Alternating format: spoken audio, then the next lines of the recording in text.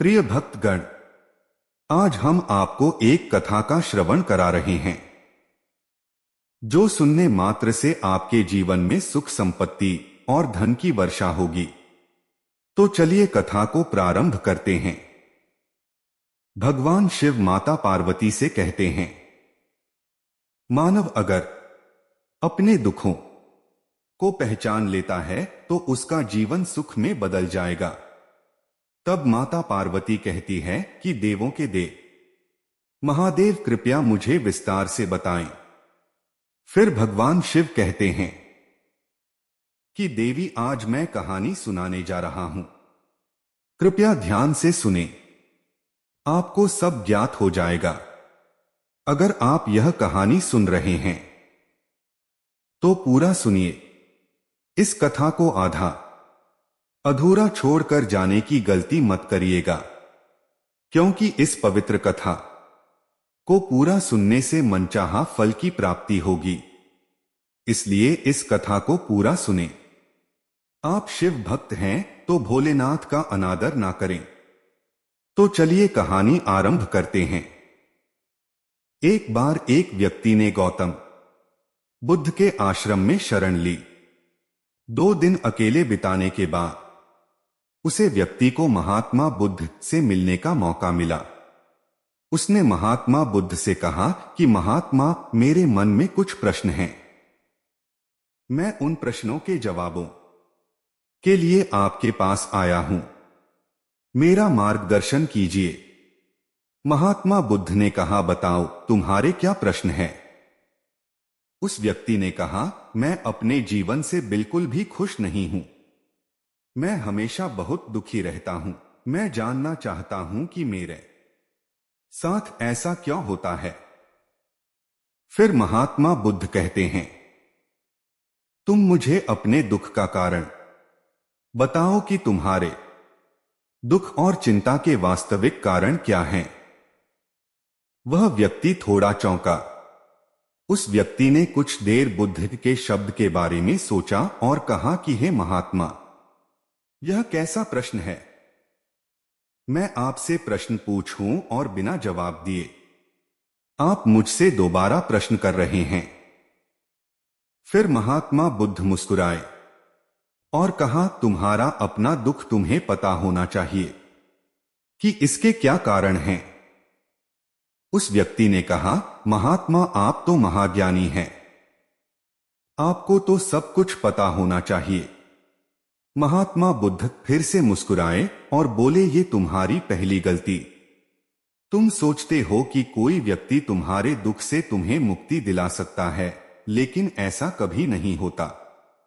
केवल तुम ही अपने दुखों का समाधान कर सकते हो। मैं बिल्कुल तुम्हारे जैसा हूं।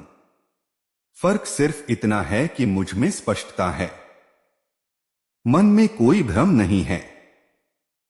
जिस दिन तुम्हारे मन के भीतर का भ्रम खत्म हो जाएगा, उस दिन तुम अपनी समस्या का समाधान के लिए किसी महात्मा के पास जाने की जरूरत नहीं पड़ेगी।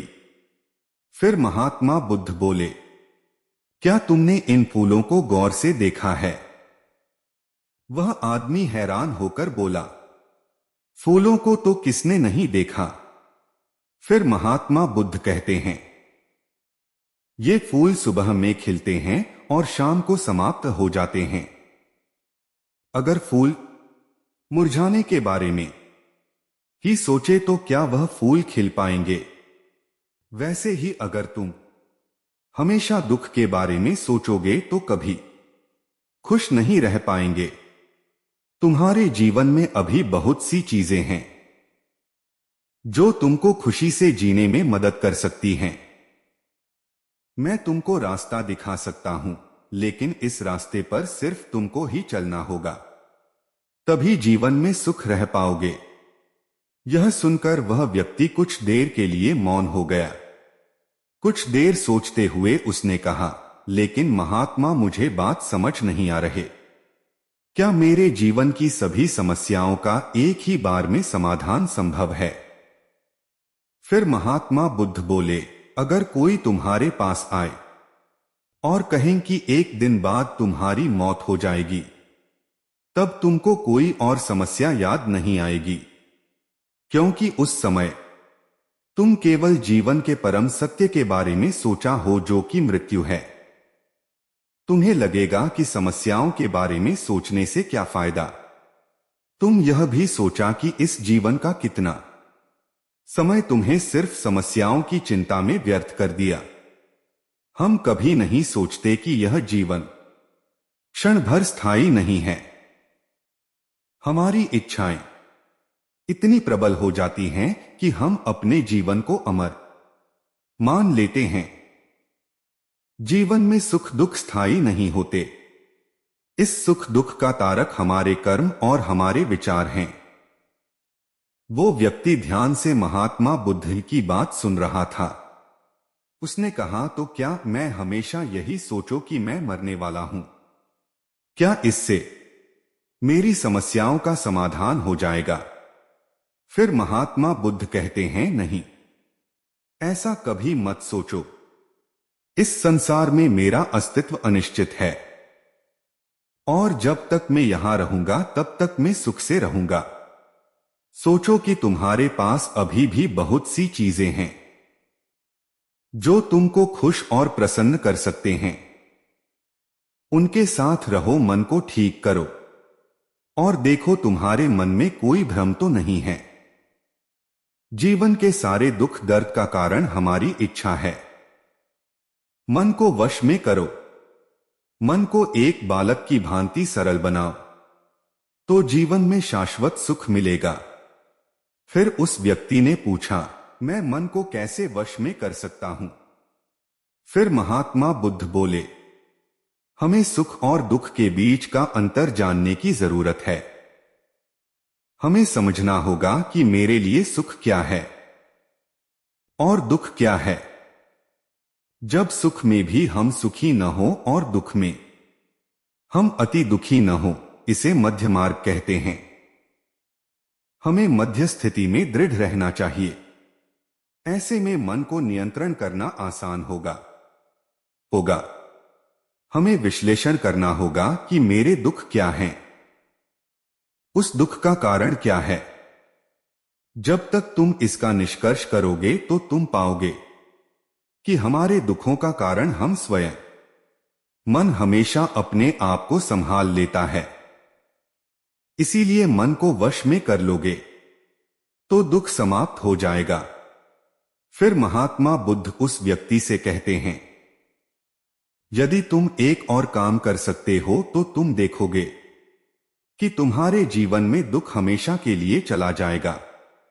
फिर उस व्यक्ति ने बड़े उत्साह से कहा कि महात्मा बताइए, मैं क्या करूं? फिर महात्मा बुद्ध कहते हैं कि तुम अगले 2 दिनों तक किसी से बात मत करो।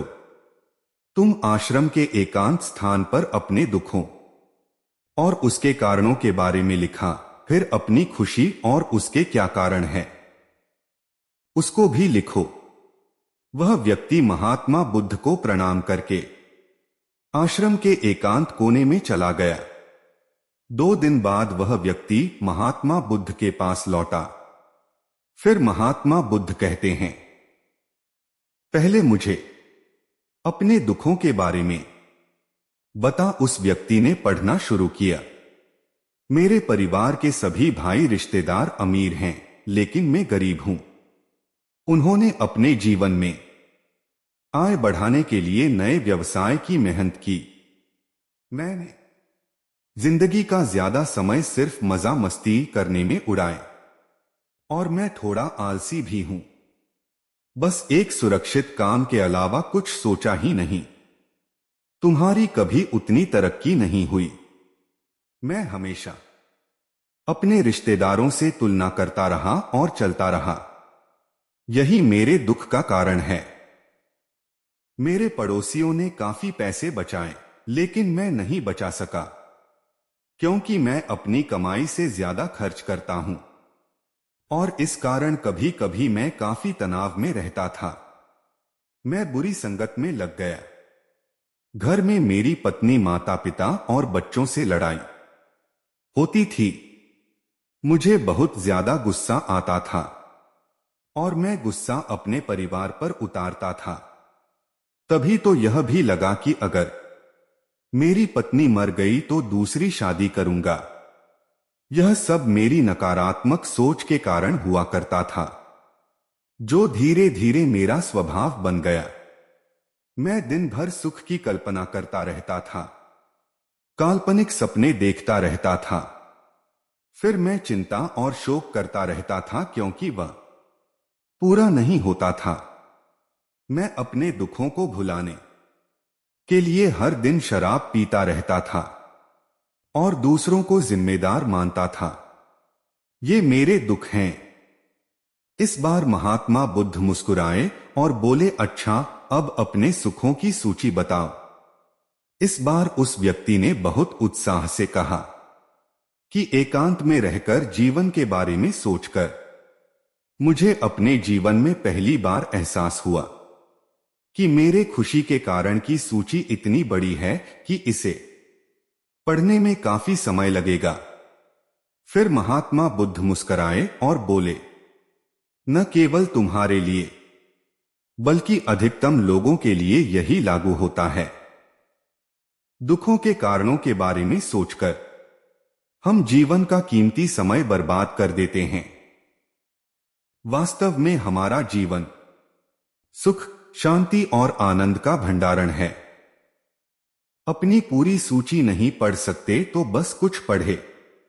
वह व्यक्ति बड़े आनंद के साथ पढ़ने लगा। उसने कहा, मैं जीवित हूं, मैं स्वस्थ और बलवान हूं, मेरे पास मेरे माता पिता हैं, पत्नी है, बच्चे हैं। संसार के उन भाग्यशाली लोगों की तरह मेरे पास सबसे ज्यादा मेरे माता पिता का स्नेह है, मेरी सुंदर पत्नी का प्यार, मेरे बच्चों की कोमलता और पिता होने का मेरा सुख है। जब मैं घर आता हूं, मेरे बच्चों का स्नेह से मेरे जीवन में ताकत आ जाती है।